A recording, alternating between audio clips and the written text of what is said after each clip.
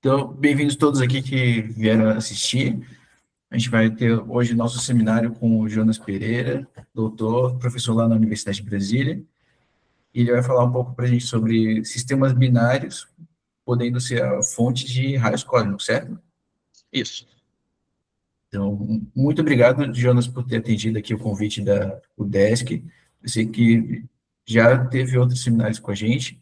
É sempre um prazer quando você vem trocar uma ideia com a gente. Muito obrigado por ter vindo. Claro. Pedro, muito obrigado, primeiramente, pelo convite. É um prazer estar na UDESC. A UDESC, para mim, é conhecida por meio do João, por meio do Rafael e por tantas outras pessoas. Eu ainda não tive a oportunidade de ir aí, mas num futuro não distante, com certeza, eu irei. Eu gostaria de fazê-lo, para conhecer a universidade. E então, hoje eu decidi falar de um outro tema de grande interesse meu, que é justamente a possibilidade de raios cósmicos, mas de ultra altas energias, de energias muito altas. E por isso eu quero dizer energias maiores que aproximadamente 10 a 19 eletronvolts. Para você ter uma ideia, essa energia é tão alta que se um raio cósmico com essa energia incidir sobre uma xícara de chá de vocês, a temperatura dessa xícara de chá vai aumentar em aproximadamente 1 grau.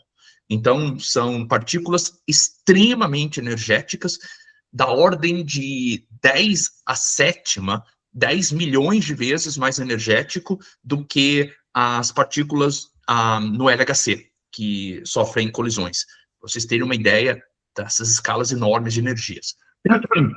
E o que nós fizemos nesse trabalho, que foi publicado na Fisker Review Letters, foi mostrar que coalescências de sistemas binários, envolvendo principalmente uma estrela de nêutrons e um buraco negro, eles também podem ser fontes desses raios cósmicos.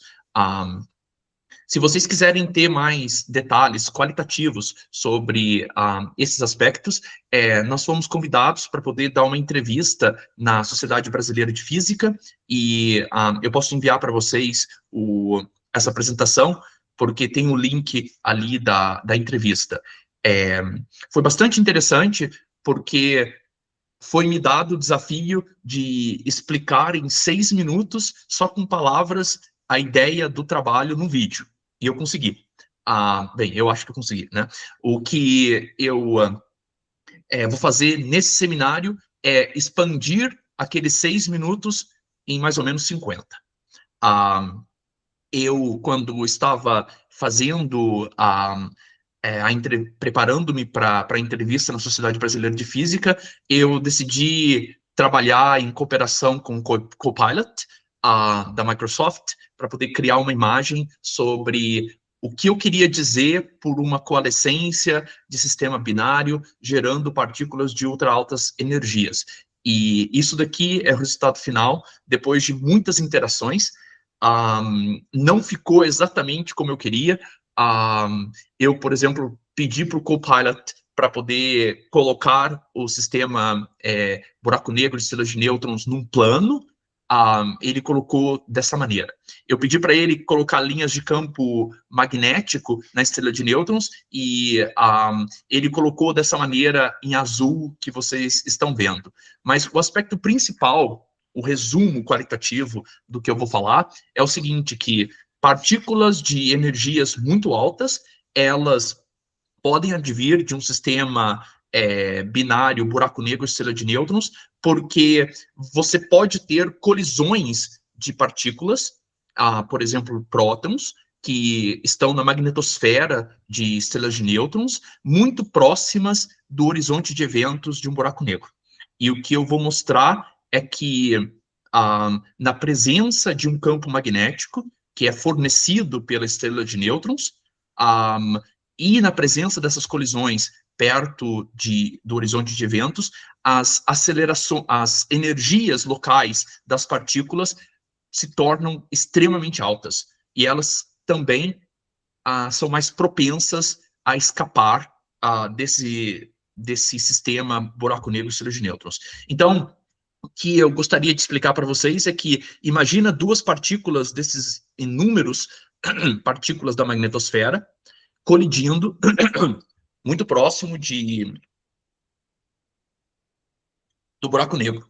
Essas colisões geram subprodutos e esses subprodutos eles podem ter energias locais que são enormes. O que a gente encontrou de novo é que na presença de um campo magnético, essas energias podem aumentar dramaticamente. Então, partículas advindas dali, elas seriam candidatas a partículas de altas energias. Se detectadas essas partículas em coincidência ou muito próximo de eventos de ondas gravitacionais, então esses sistemas seriam os primeiros sistemas conhecidos de forma direta a produzirem raios cósmicos de ultra altas energias. Nesse momento, a gente só tem candidatos, a gente não tem ainda fontes que são conhecidas que produzem esses sistemas. E essas fontes são interessantes, muito interessantes, porque além de ondas eletromagnéticas e além de ondas gravitacionais, elas também poderiam gerar raios cósmicos. Então, seriam naturais multimensageiros. A estratégia que eu vou adotar nesse seminário vai ser, vou dar para vocês motivações, vou dar uma visão bem geral sobre raios cósmicos, vou me aprofundar em sistemas binários, mostrar alguns resultados, assim, de maneira qualitativa e resumir tudo aquilo que eu tentei enfatizar aqui. Bem, por que seria interessante procurar por raios cósmicos em sistemas binários? Primeiramente, isso deveria ficar bem claro para vocês, que há fontes de raios cósmicos de ultra altas energias, ou seja, energias maiores que 10 a 19 eletronvolts, elas ainda são desconhecidas. Saber exatamente quem são essas fontes. O que nós temos hoje é um conjunto de muitas possibilidades. E elas variam numa extensão enorme em comprimentos característicos dessas fontes. Estrelas de nêutrons, que têm tamanhos característicos da ordem de 10 quilômetros, como buracos negros nos centros de galáxias, AGNs, que têm comprimentos característicos de 10 kiloparsecs, e até aglomerados de galáxias que têm tamanhos característicos de 1 megaparsec, são todas possibilidades de raios cósmicos. Embora a gente não saiba exatamente quem são essas fontes, a gente já tem hoje uma riqueza enorme de observações, graças a detectores como o Pierre Roget, que está na Argentina, o Telescope Array, que está nos Estados Unidos, e o IceCube, que está enterrado na Antártica. Mas em breve, as coisas vão ser ainda mais promissoras, porque detectores como o Cherenkov Telescope Array Observatory, que é o CTAO, que é um instrumento que mede subprodutos de raios cósmicos, vai estar operacional, e o OG vai ter um upgrade que se chama OG Prime, bem como o Telescope Array, e a sensibilidade deles vão aumentar ainda mais. Como eu enfatizei inicialmente, sistemas como buracos negros e estrelas de nêutrons são fontes naturais de raios cósmicos de ultra altas energias. Então, é natural olhar para sistemas binários que contêm também essas entidades. É natural, porque se elas em isolado conseguem produzir raios cósmicos de ultra altas energias, é natural esperar que em sistemas binários também consigam. Nesse contexto de sistemas binários, hoje a gente entende muito mais sobre eles, graças à detecção direta de ondas gravitacionais. Como eu vou mostrar daqui a pouco, a gente já tem praticamente 400 candidatos, confirmados 200 fontes binárias cujas ondas gravitacionais foram detectadas diretamente, mas isso ainda sem as melhorias que nós vamos ter num futuro muito próximo, algo como 5, 10 anos, com detectores de terceira geração. Eles prometem uma revolução no campo da astronomia multimensageira, porque eles vão aumentar incrivelmente as sensibilidades e o número de detecções.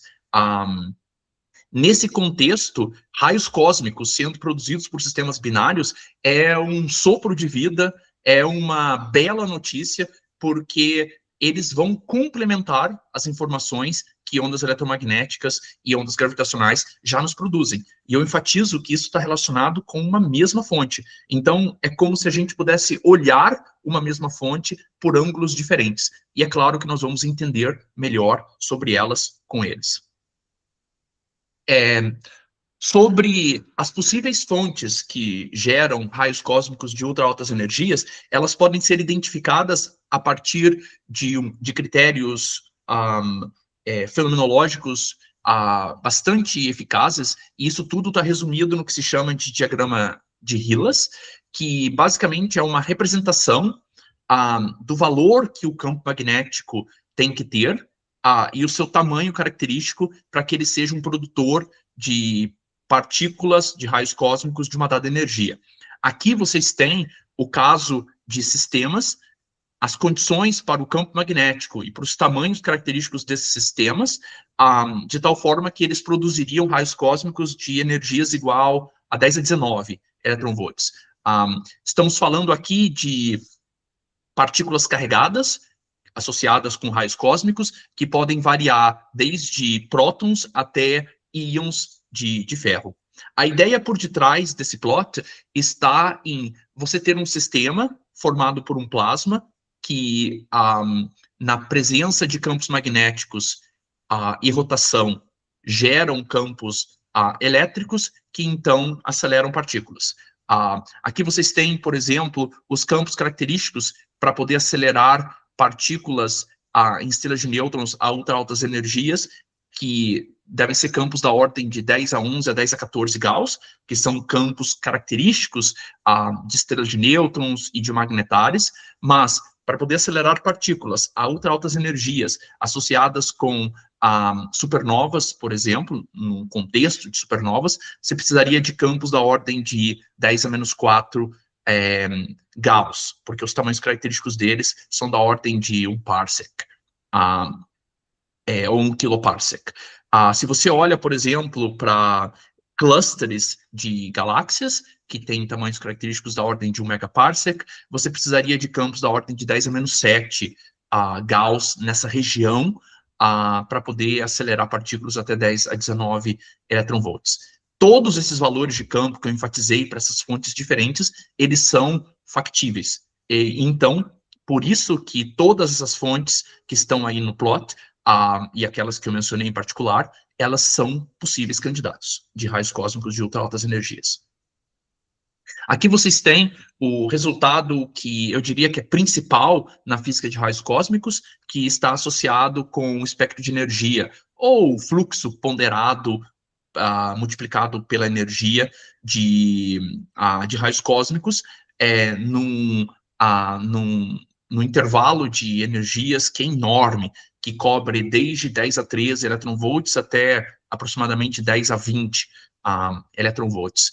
E aqui vocês têm uma combinação de diferentes detectores, por exemplo, nessa região aqui de 10 a 15 até 10 a 17, quem opera mais eficientemente é o IceCube, mas de energias maiores do que 10 a 16 eletronvolts, você tem a contribuição mais relevante do OG, ali na Argentina, e também do Telescope Array. Aqui vocês têm uma descrição ou um espectro de energia que é bastante complexo. Ele é caracterizado por regiões de quebra de inclinação e quebra bastante marcada, e é por isso que essas regiões recebem esses nomes especiais de joelho, segundo joelho, calcanhar, etc. Está marcado, essas regiões estão definidas por energias características onde o perfil do fluxo muda abruptamente. Como eu vou falar um pouco mais adiante, isso fala sobre as fontes que geram esses sistemas, fala sobre a origem galáctica ou extragaláctica dos sistemas, mas entender isso ainda é uma coisa que é trabalho ativo. Especialmente o que acontece aqui nessa região de energias maiores que 10 a 19 eletronvolts. Como vocês podem ver, o fluxo diminui tremendamente quando comparado com energias menores. Para energias menores, até o segundo joelho, a gente acredita que são fontes dominadas, são fontes galácticas que dominam esse espectro, mas depois do segundo joelho, a gente acredita que há uma conversão de fontes galácticas para extragalácticas. E são eventos raros, porque, como vocês podem ver aqui, o fluxo diminui por volta de 10 a 4 vezes com respeito aos valores menores. Esses sistemas todos, para poder atingir essas energias ultra altas, elas deveriam ser aceleradas, essas partículas carregadas. E os mecanismos de aceleração que a gente utiliza, que se utiliza para raios cósmicos, são basicamente processos envolvendo espalhamento, difusão e ondas de choque de partículas aceleradas interagindo com uma nuvem de gás magnetizada. Mas também é possível acelerar essas partículas a partir da magnetosfera de uma estrela de nêutrons. Nós conhecemos dois mecanismos, principalmente mecanismos de aceleração de raios cósmicos, que foram todos deduzidos por Fermi. Você tem um mecanismo de segunda ordem de Fermi, que está associado com espalhamento. Então, uma partícula carregada entra numa nuvem magnetizada que tem uma dada velocidade u, e ele sofre sucessivos espalhamentos ali, e você pode mostrar, bem, Fermi fez isso, que a variação de energia com respeito à energia que ela entrou é positiva e depende do quadrado da velocidade dessa nuvem. Se assume na hora de fazer essa conta que U é muito menor do que C, então esses cálculos são feitos de maneira perturbativa, mas você tem um ganho. Outro mecanismo que é mais eficiente é o mecanismo de aceleração quando uma partícula carregada ela fica oscilando em torno da frente de onda de uma onda de choque. Esse é conhecido como mecanismo de aceleração de Fermi de primeira ordem, e isso é muito eficiente porque você pode mostrar que uma partícula transitando nessa onda de choque, ela também ganha energia de forma média proporcional à velocidade da onda de choque. Isso daqui tende a ser bastante alto, porque a velocidade da onda de choque, ela tende a ser uma fração considerável da velocidade da luz. Então, esse é o mecanismo mais eficiente. E é por isso que se espera que jatos em buracos negros, em estrelas de nêutrons, jatos em geral, que levam, ou supernovas, por exemplo, que levam a essa onda de choque, elas sejam sites muito, muito promissores para poder acelerar partículas. Para cada uma desses mecanismos de aceleração, você pode encontrar um espectro de energia característico, ou seja, número de partículas por unidade de energia. Isso segue uma lei de potência, onde o número de partículas é determinado de forma padrão a partir do espaço dos momenta, e de uma função de distribuição, e esse parâmetro gama é um parâmetro que depende dos aspectos da onda interagindo, por exemplo, com o gás ou então a onda de choque. O que se faz, em geral, nas colaborações é fixar esse parâmetro alfa e tentar entender quais seriam os mecanismos que estariam por detrás das observações. Eu só enfatizo também que estrelas de nêutrons são praticamente esferas condutoras com rotação. Elas, por terem campos magnéticos, elas induzem campos elétricos, de tal forma que esses campos elétricos também podem acelerar partículas carregadas, e as energias características aqui podem ser muito altas. A variação de energia pode chegar até 10 a 18 ou mais eletronvolts para um sistema como um magnetar, por exemplo, que tem um campo superficial de 10 a 14. Nesse caso específico, o espectro de densidade de energia, ele é inversamente proporcional à energia.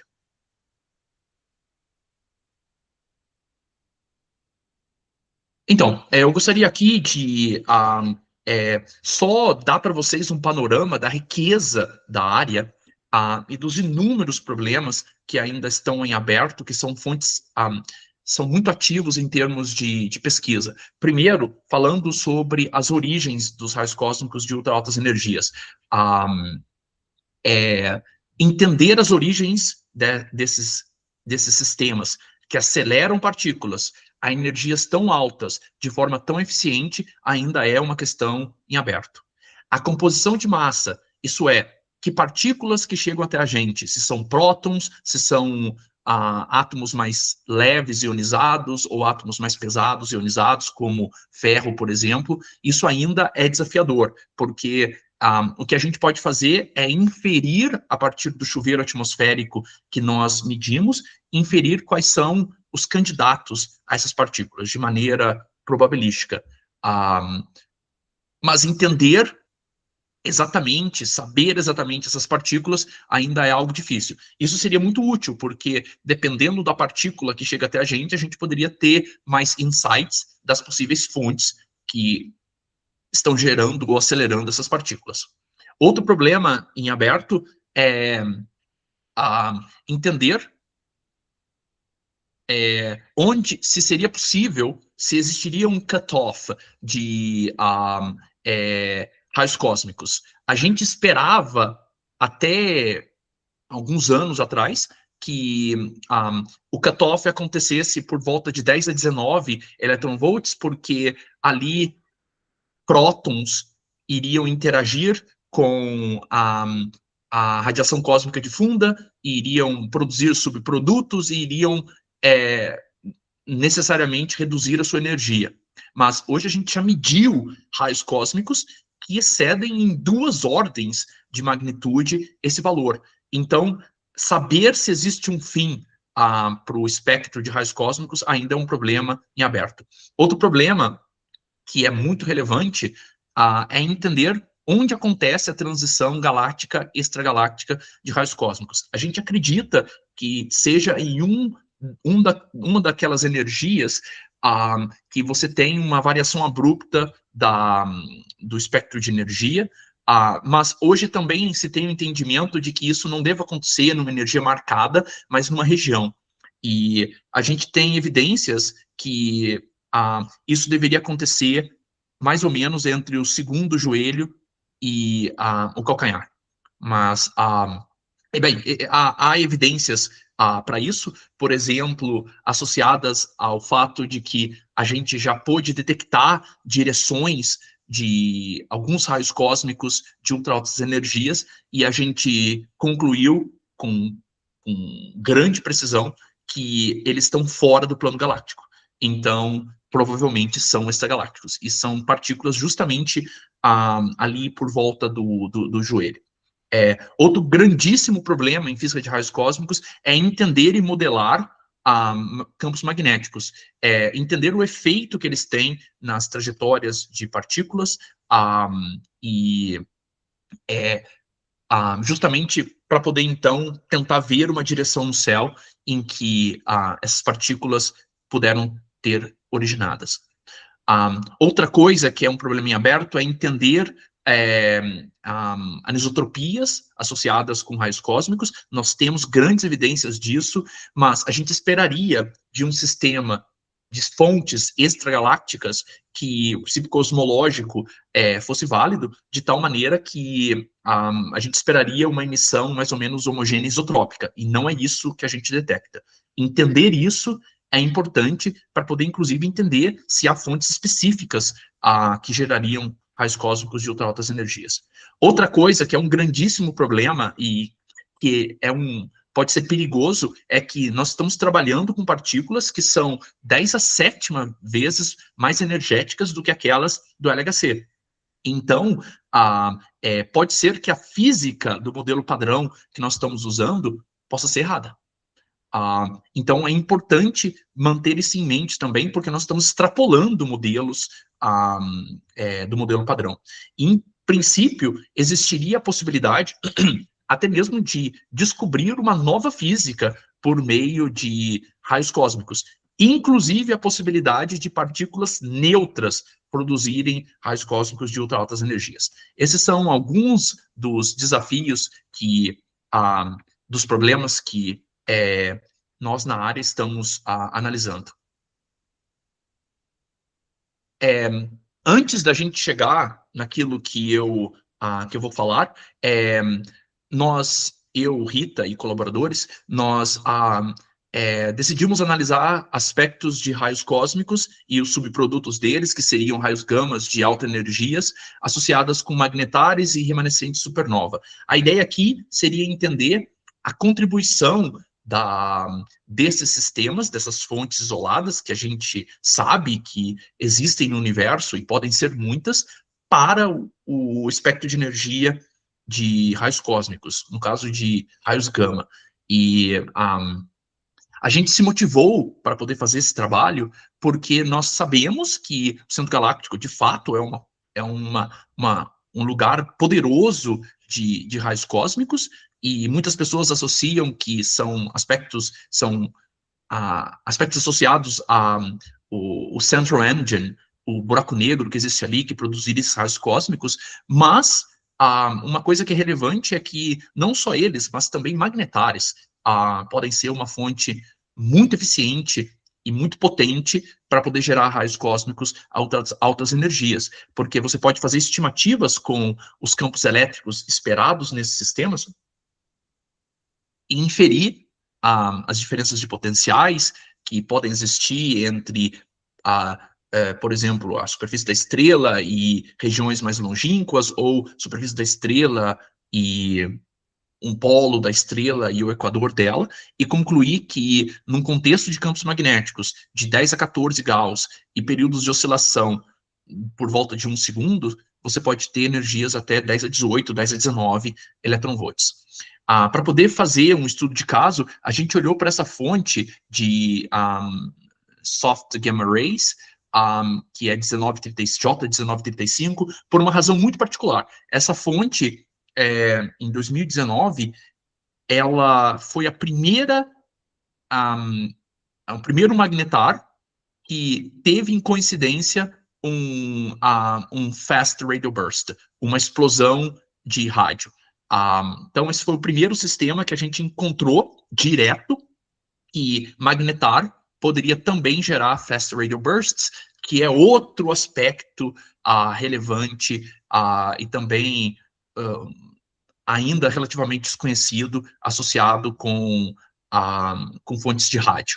E o que a gente encontrou, não exatamente para nossa surpresa, mas para nossa felicidade, eu diria, é que essa associação supernova remanescente de supernova mais um magnetar, eles podem contribuir de forma não desprezível para o espectro de energia de raios gama. Isso significa uma correção da ordem de 10%.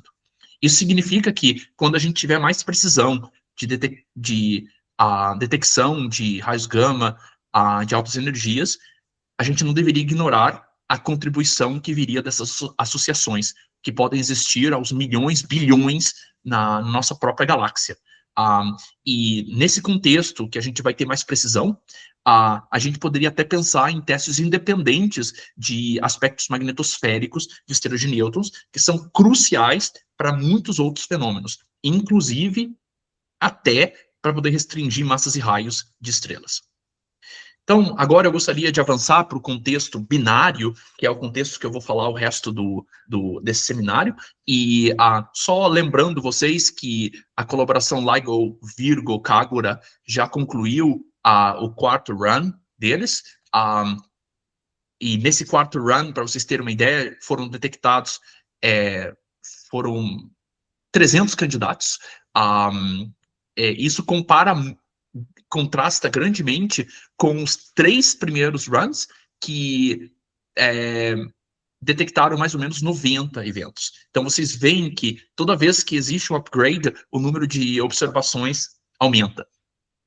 Desses 300 candidatos, mais ou menos 120 já foram confirmados, e outros 170, 180 estão ainda em fase de análise. Porque quando nós fizemos esse trabalho, a gente só tinha concluído os 3 primeiros runs. Eu vou focar o que eu falarei aqui para esses 3 primeiros runs. Nesses 3 primeiros runs do Lago Virgo, nós tivemos a maioria dos eventos sendo binárias de buracos negros. Mas houve também 3 eventos que envolveram sistemas mistos, como buracos negros e estrelas de nêutrons. O que a gente observou por meio de modelagem foi que os parâmetros rotacionais adimensionais de buracos negros, que é essa razão A sobre M, depois da fusão tem que ser grande, da ordem de 0,7, mas para um sistema binário, buraco negro estrela de nêutrons, isso é menor, 0,4. A razão disso é simples, está relacionada com o fato de que estrelas de nêutrons perdem muito mais rotação ao longo da coalescência, da evolução binária, do que buracos negros. A gente vai usar esses números como referências para as contas que nós fizemos. Isso tudo foi feito no contexto de aceleradores avançados, como LIGO, Virgo, Kagura. E nós tivemos por volta de 90 eventos. Mas, quando detectores de terceira geração, como o Einstein Telescope na Europa, o Cosmic Explorer nos Estados Unidos e o NEMO, que é um detector entre segunda e terceira geração, eles chamam de 2.5 geração, na Austrália, entrarem em detecção, nós não vamos ter algo como 90 eventos, mas nós vamos ter milhões de eventos envolvendo binárias e buracos negros e dezenas de milhares de eventos envolvendo sistemas mistos, como estrelas de nêutrons e buracos negros. Isso por ano. Ainda com sensibilidades muito maiores do que nós temos hoje. Então, nesse contexto riquíssimo de dados e de precisão, a astronomia multimensageira vai ser crucial. E, ao mesmo tempo, ela vai privilegiar enormemente observatórios associados com raios cósmicos e seus subprodutos, porque a gente já vai ter uma direção no céu para a qual olhar, porque a gente vai restringir essa direção por meio de detecção de ondas gravitacionais. Então, nesse contexto de terceira geração, a gente vai estar totalmente preparado também para poder falar muito sobre raios cósmicos advindos de sistemas binários. Agora, eu gostaria de passar para parte dos resultados, dando para vocês só um resumo daquilo que nós obtivemos. A gente, claro, fez algumas hipóteses e a gente assumiu que as fontes do LIGO do Virgo de buracos negros, elas têm origens estelares e, então, isso restringe as possíveis massas que esses buracos negros terão e eles podem herdar as propriedades dos seus progenitores. Isso significa que, por exemplo, é possível até que buracos negros carregados possam existir. A gente não descarta essa possibilidade. O que nós fizemos foi uma análise estendida da energia do centro de massa de 2 partículas, por exemplo, 2 prótons, que colidem próximos do horizonte de eventos de um buraco negro. E essa quantidade, a energia do centro de massa, ela é um invariante em relatividade geral, e você pode mostrar que ela é definida por meio dessa equação 1, e você pode abrir isso daqui, porque o 1 e o 2 são as quadrivelocidades das partículas que colidem, e você pode determinar essas geodésicas ou quase geodésicas de maneira muito simples em relatividade geral.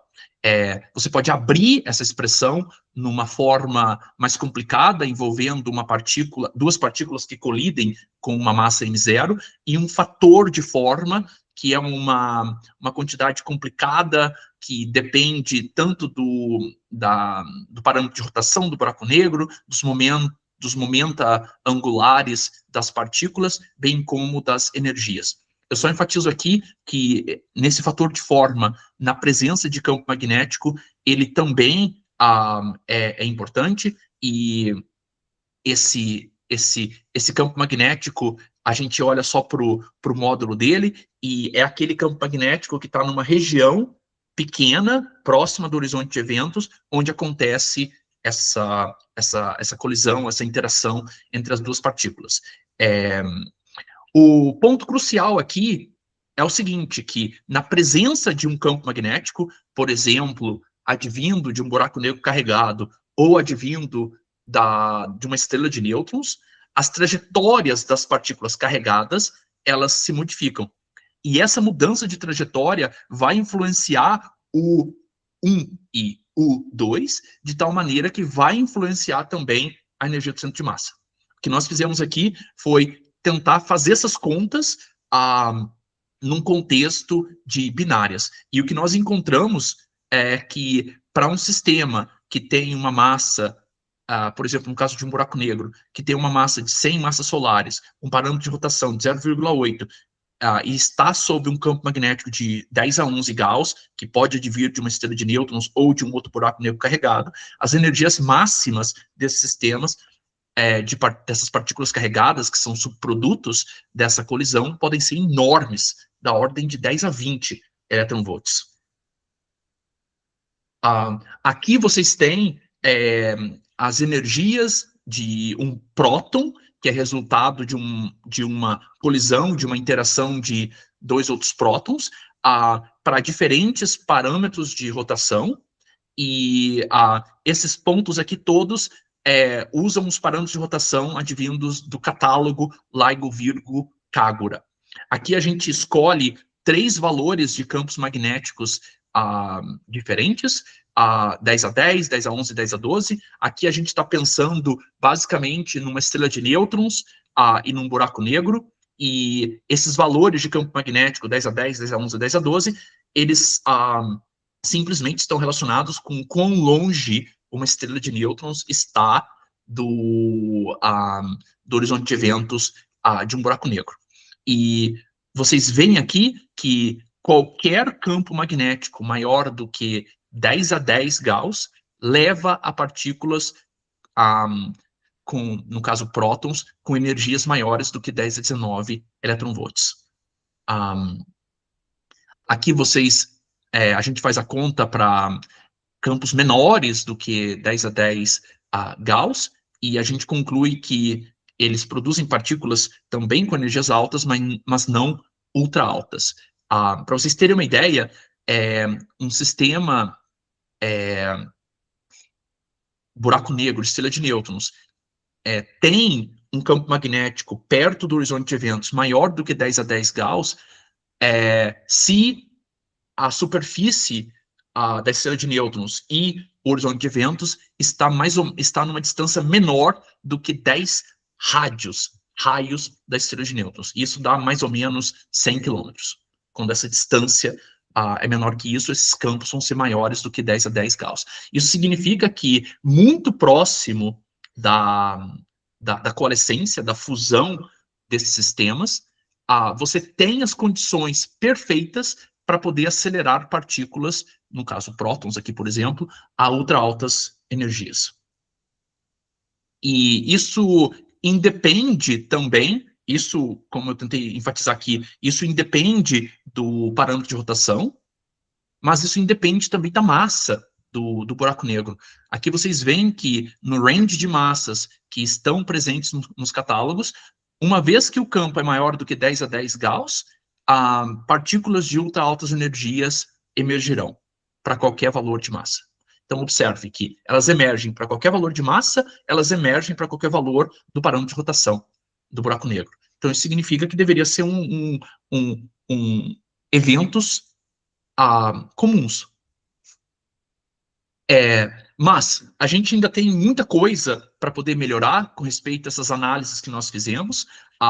O que nós nos focamos foram em 2 cenários, que são buracos negros, estrelas de nêutrons, mas também 2 buracos negros carregados. Eu vou falar disso no momento. Mas no caso de um buraco negro, uma binária de um buraco negro e uma estrela de nêutrons, a gente tem que olhar com mais cuidado com respeito às disrupções de maré, porque pode ser que um buraco negro despedace uma estrela de nêutrons, quando elas estão tão próximas uma da outra. Num contexto de raios cósmicos, de ultra altas energias, isso seria um problema?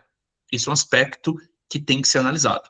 A nossa conclusão a nossa ideia é que não, muito pelo contrário, porque num sistema de buraco negro, estrela de nêutrons, você tem todas as coisas naturais. Você tem partículas que vêm da magnetosfera, você tem campo magnético que vem também da estrela de nêutrons, e você tem o horizonte de eventos do buraco negro. E tudo ali é o que você precisa para poder gerar essas partículas. Mas se você despedaça uma estrela de nêutrons, por exemplo, por disrupções de maré, isso seria um problema?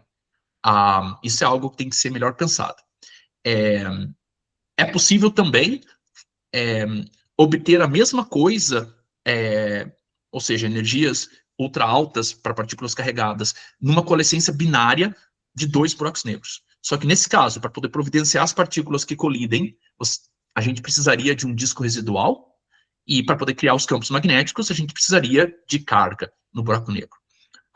Nós mostramos que uma razão carga-massa tão pequena quanto 10 a menos 5, que é impossível de ser detectado com ondas gravitacionais, já faria o trabalho de acelerar partículas a ultra altas energias.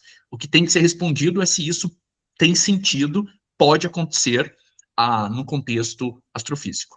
Outra coisa que a gente precisa entender melhor é que, na presença de um campo magnético, como, por exemplo, devido a uma estrela de nêutrons ou um buraco negro, campos elétricos também emergem, e eles também aceleram partículas, mudam as trajetórias delas. Então, o que a gente obteve aqui pode ser visto como um limitante inferior. É importante olhar a contribuição de campos elétricos, isso é uma coisa que nós ainda não fizemos. Entender também por que campos magnéticos são tão relevantes para poder acelerar partículas a ultra altas energias. A gente entende quantitativamente, associada com as mudanças geodésicas, mas entender qualitativamente, de maneira mais intuitiva, isso também é importante. Outro aspecto muito relevante é entender a questão de propagação.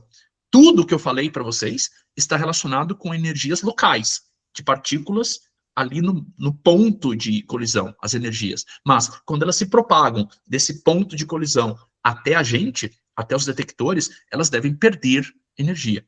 É importante quantificar isso para ver se, mesmo assim, elas chegariam ainda com ultra altas energias para a gente. Outra coisa relevante é usar relatividade numérica para poder extrair aspectos mais confiáveis da energia máxima. Nós fizemos estimativas, mas num contexto em que um buraco negro está tão próximo de uma estrela de nêutrons, a gente espera que ver isso como um espaço-tempo de Kerr mais uma perturbação devido à estrela de nêutrons, ou 2 espaços-tempos de Kerr quando tem 2 buracos negros, isso pode ser muito impreciso. É importante levar em conta a relatividade numérica para poder estimar a energia. A gente espera, nós fizemos algumas estimativas no trabalho, a gente espera que isso decresça a energia máxima, mas é importante saber exatamente como isso acontece. Outra coisa importantíssima de ser feita é que nós temos, num contexto binário, campos eletromagnéticos que são dinâmicos, eles estão mudando com o tempo. Nós não levamos isso em conta nas nossas análises, mas isso pode influenciar as energias máximas. É importante fazer. Outra coisa é entender melhor como que os parâmetros das partículas levam essas energias máximas. Nós acabamos de submeter um paper para a Physical Review D falando sobre isso. E existe ali uma relevância grande com respeito aos momentos angulares, com respeito às energias e aos próprios campos magnéticos. E, por fim, é importante estimar de maneira mais precisa um número de eventos de ultra altas energias que podem emergir de um sistema binário. Isso é importante para poder a gente ver se existe alguma chance ou alguma esperança da gente poder detectar essas partículas. Até o momento, nós não detectamos. Então, eu gostaria aqui de convergir com a minha apresentação, deixando para vocês algumas mensagens cruciais com respeito a esse trabalho, que são os seguintes. Além daquelas fontes isoladas associadas com mecanismos de Fermi, de aceleração, coalescências binárias, elas também podem ser fontes muito importantes de raios cósmicos de ultra altas energias. E eu enfatizo, se detectado, essa seria a primeira fonte direta que a gente conheceria que produz partículas acima de 10 a 19 eletronvolts. É possível produzir essas partículas com binárias de buracos negros, mas a gente precisaria que, nesse caso, as razões que eles sejam carregados, e que eles tenham um disco de acreção residual. Quanto às razões cargas-massas, valores tão pequenos como 10 a menos 5 já seriam suficientes. A pergunta aqui é se, astrofisicamente, buracos negros poderiam ser carregados. E se poderiam, por quanto tempo? O contexto mais natural das nossas análises são binárias de buracos negros e estrelas de nêutrons, porque o campo magnético é providenciado pela estrela de nêutrons, as partículas que colidem são providenciadas pela magnetosfera das estrelas de nêutrons, e o horizonte de eventos, o ISCO, é produzido naturalmente por buracos negros. Nós também mostramos que raios cósmicos de ultra altas energias, eles podem emergir numa variedade enorme de aspectos de buracos negros, como a razão carga-massa e, o parâmetro adimensional e as massas. Isso, então, nos leva a acreditar que esses eventos seriam comuns, especialmente em buracos negros a estrelas de nêutrons. A gente também se deu ao trabalho, no nosso artigo, de estimar o número de eventos possíveis em binárias de buracos negros e buraco negro estrelas de nêutrons, e a gente concluiu que é possível até milhões de eventos perto do horizonte de eventos de um buraco negro antes do merger. Então, existem essas milhões de possibilidades. O problema é que essas direções que essas partículas resultantes das colisões podem ter, podem ser arbitrárias, o que significa que ter uma na nossa direção, isso é uma coisa que precisa ser entendido melhor, a probabilidade disso acontecer.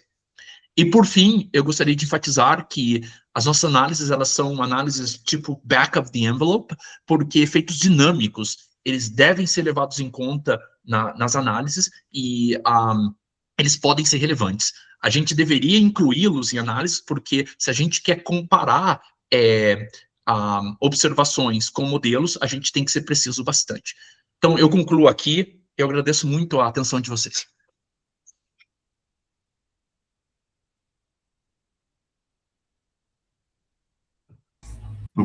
Nós que agradecemos. Muito interessante. Muito interessante o seminário, assim, raios cósmicos é algo que atrai, né, o olhar de todo mundo que entra mais para a física, acredito que todas as pessoas que entram para pós-graduação, assim, têm um olhar muito especial com os raios cósmicos. E de se pensar, né, realmente, esses sistemas binários, eles poderiam ter as energias, né, muito interessante a questão do campo magnético ali, sendo algo que influenciaria tanto, né, não algo que a gente pensaria, né, em eventos tão catastróficos quanto os sistemas binários, e aí o campo magnético emerge aí como algo que vai aumentar tanto assim a energia dessas partículas. Trabalho, sim, realmente muito interessante. Eu só gostaria de enfatizar uma coisa, Pedro, baseado nos comentários seus, antes de abrir para perguntas, que é o seguinte, que isso é um efeito relativístico geral, ok? Porque para você obter essas coisas, você precisa de um horizonte de eventos, ok? Você precisa. Porque quem faz essa mágica acontecer de ampliação de energia são os horizontes de evento. Mas, ao mesmo tempo, você tem problemas aí, por exemplo, associado com os postos de potencial que são produzidos, os redshifts enormes próximos dos horizontes de evento. Mas uma coisa que é fascinante é que a presença de um campo magnético possibilita é como se fosse, você pode pensar na presença do campo magnético como uma fonte extra de energia que as partículas podem que as partículas podem pegar, né? E, ao mesmo tempo, por causa desses campos magnéticos, é possível que colisões mais distantes do horizonte de evento aconteçam, fazendo com que as chances delas escaparem da atração gravitacional seja maior. E, ao mesmo tempo, eu só enfatizo o seguinte, que numa evolução de um sistema binário, buraco negro e estrela de nêutrons, são dois buracos negros, você tem um contínuo de valores de campos magnéticos que são possíveis numa dada região, porque você tem dois sistemas que estão lentamente coalescendo. E se você pensa numa estrela de nêutrons como um dipolo, por exemplo, à medida que a estrela de nêutrons se aproxima do horizonte de eventos, esse valor do campo devido ao dipolo vai aumentando. Então, existe um contínuo de possibilidades e essas configurações que eu mencionei, elas sempre vão acontecer no sistema binário. Sempre. Pronto, eu só gostaria de enfatizar isso. Não existe fine-tuning aqui, porque um contínuo de possibilidades de valores de campo magnético são naturalmente obtidos. Realmente seriam bons candidatos, né, para Seriam. esses raios cósmicos de alta energia. Seriam. Bom, a gente tem algum que quer trazer alguma pergunta? Se não estiver funcionando o microfone, pode escrever no chat também. Bernardo gostaria. Bom dia, gente. Obrigado, Jonas, pela palestra aí.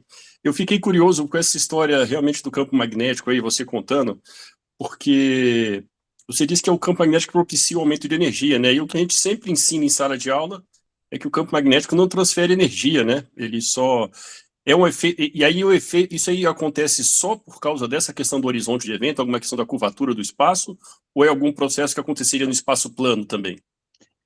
Ótima pergunta, Bernardo. A resposta é que isso só acontece num espaço-tempo que tem o que se chama de superfície de aprisionamento, porque aqui eu estou essa coisa ela é amplificada quando você tem que a métrica G00 ela pode ser nula. Isso está relacionado com o horizonte de eventos. Então, isso não aconteceria num espaço-tempo plano, por exemplo. E é verdade que campo magnético não transfere energia, mas campo magnético altera a trajetória. E nesse contexto que você tem um horizonte de eventos, por exemplo, né, uma trajetória helicoidal ao longo das linhas de campo, isso já seria o suficiente para poder alterar a energia. Como eu disse, ainda falta entender isso de maneira mais qualitativa, mas como é um efeito relativístico geral, talvez isso ainda precisa de melhor pensamento para poder ser compreendido. E isso mais ou menos encaminha os seus pontos, Bernardo? Era isso mesmo. Obrigado, muito interessante saber disso, Jonas. Obrigado. Eu só enfatizo uma coisa, de novo, né? Só para poder aproveitar o comentário do Bernardo. Você precisa de um horizonte de eventos para poder fazer isso acontecer. Então, em princípio, nos seus binários, você precisa de um buraco negro. Felizmente, buraco negro é o que mais está nas coalescências binárias de estrelas de nêutrons. Então, mas agora me ocorreu uma outra coisa. Esse evento, ele precisa, a partícula cruza o horizonte de evento ou ela só se aproxima? Porque se ela só se aproxima do horizonte, poderia ser só um espaço curvo qualquer, né? Por que precisa ser o espaço curvo do horizonte de evento? Tem que ser o espaço curvo do horizonte de eventos, porque tem que ser próximo de um lugar em que a componente 00 da métrica é zero. Então, isso só acontece numa situação de trapping surface. Você pode ter também, claro, né, um sistema em que G00 diminui, mas, idealmente, essa energia de centro de massa tenderia a infinito quando G00 é igual a zero. Ou seja, você precisa estar muito próximo. Você não pode estar dentro, porque daí os subprodutos não escapam. O que eu estou falando aqui, Bernardo, num certo sentido, é um processo de extração de energia da ergosfera devido a Penrose. Isso daqui é um processo Penrose, basicamente, em que você consegue extrair energia de tal forma que uma partícula ela escapa para o infinito e uma cai no buraco negro. Okay. Então isso acontece quando o par se aproxima do horizonte de evento. Aí uma cai e outra sai. Exato, tem que acontecer, para ser mais preciso, dentro da ergosfera, que é essa região entre acima um pouquinho do horizonte de eventos. Então, e você na presença precisa... de um campo magnético. Isso, na presença de um campo magnético. Então você precisa que os buracos negros existam e tenham rotação. É importante isso, porque você não extrai energia de um buraco negro que não tem rotação. Ok. Tá bom. Muito obrigado, Jonas.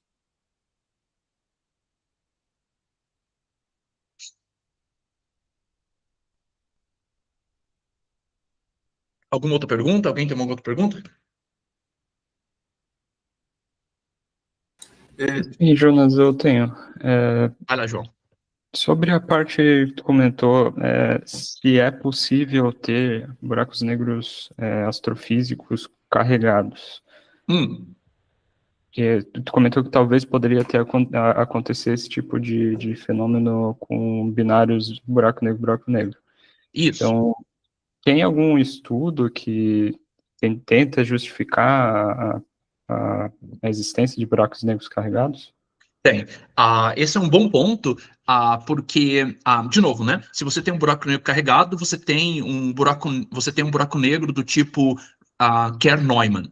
Esses buracos negros, eles têm campo magnético e elétrico. E você pode fazer as contas usando tétradas, por exemplo, que os campos próximos dos horizontes de evento associados com um buraco negro carregado são tão grandes quanto aqueles que eu falei que produzem raios cósmicos de ultra altas energias. Você só precisa daquele número, maior que 10 a 10 Gauss. O que gera ele, pouco importa. E o ponto é o seguinte, se buracos negros, eles eles são associados com evoluções estelares, a gente pode imaginar que existiria buracos negros carregados quando há, no processo de supernova, a formação do buraco negro. A pergunta aqui é, por quanto tempo isso vai existir carregado sem se neutralizar? Wald foi uma das pessoas que pensaram nisso há bastante tempo e ele concluiu uma coisa muito interessante. Existe um mecanismo seletivo de cargas quando você tem um buraco negro imerso num campo magnético. E o buraco negro tende a atrair certas cargas, e ele então se torna carregado. Você pode até inferir o valor da carga de Wald de um buraco negro, e, em geral, isso vai depender do valor do campo magnético, vai depender da rotação do buraco negro. Usualmente tende a ser muito menor do que 10 a menos 5. Então, esse número aqui seria um número alto para esse mecanismo. Mas, se você tem uma evolução estelar, você pode ter um buraco negro carregado por algum instante de tempo, antes que ele se neutralize, por exemplo. E uma coisa em aberto aqui é entender se nesse período transiente em que ele tem carga, ele ainda poderia levar à formação a presença de raios cósmicos de ultra altas energias. Eu só enfatizo uma coisa aqui. Isso, inclusive, os referees nos perguntaram nas interações, que é o seguinte: você tem raios cósmicos produzidos num sistema, por exemplo, buraco negro, estrelas de nêutrons, que seria muito sujo, sob o ponto de vista de partículas, porque um monte de coisa estaria acontecendo ali. Isso seria um problema? A resposta é não, porque essas coisas que eu estou falando, elas podem acontecer, elas vão acontecer antes do merger. E a formação de um disco de acreção, toda aquela confusão toda que a gente já viu em vários sistemas binários, acontece depois do merger. E como as partículas são de ultra altas energias, isso significa que elas estão muito próximas da velocidade da luz.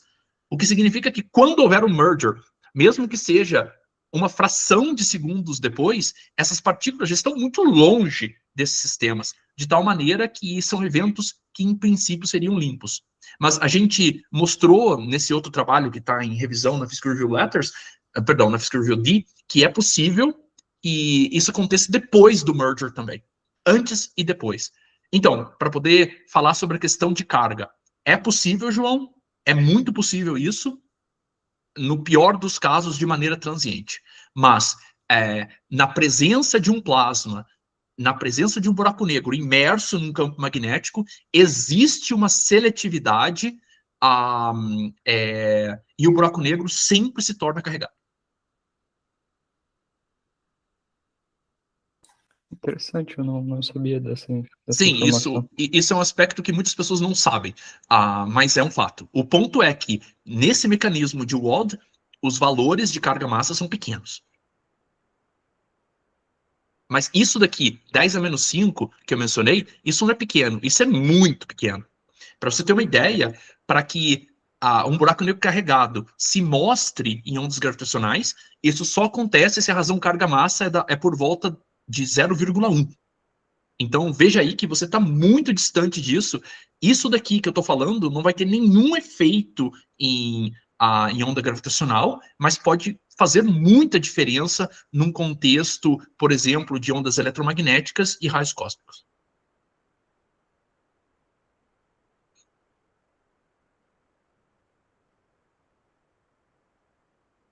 Então, esses buracos negros carregados, a gente já consegue detectar eles por meio Não, de... não. Nas análises de dados do LIGO, do Virgo e das pessoas que trabalham com buracos negros, em geral, se assume buracos negros de Kerr. Isto é, buracos negros que têm massa e rotação. Não buracos negros de Kerr-Neumann, que têm massa, carga e rotação. Mas um valor como 10 a menos 5, para questões de análise de ondas gravitacionais e até mesmo de buracos negros, elas são irrelevantes. Então, o ponto é que pode ser que eles sejam, só que a gente não tem precisão para poder detectar. Mas nesse contexto de raios cósmicos, isso já seria suficiente.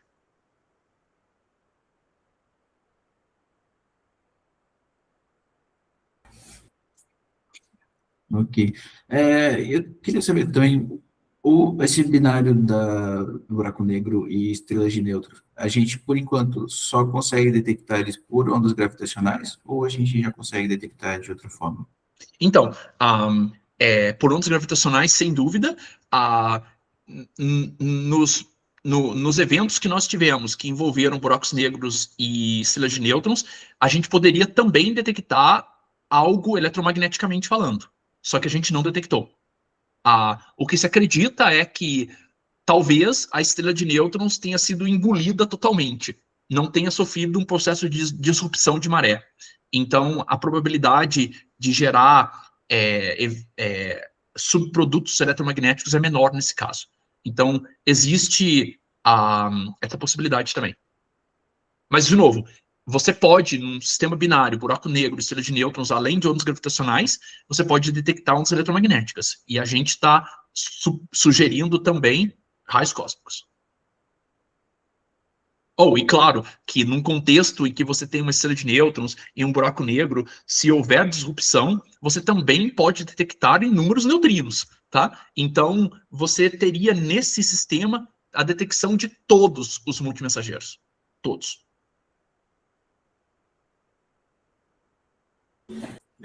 João ou Olavo aqui, alguém tem alguma pergunta? Não mais, acho que isso aí mesmo. Certo, então, acho que a gente pode encerrar por aqui. Carlos, eu agradeço muito o convite, foi um prazer, tá? Eu Foi um espero prazer. numa próxima dar um seminário em pessoa aí na Udesc. Tomara. Isso é muito bom. Muito Estamos obrigado, à pessoal. espera. Valeu, Jonas. Muito obrigado. Carlos, foi um prazer. Ótima tarde para vocês. Bons trabalhos aí. Tchau. Tchau, obrigado. Tchau, igualmente.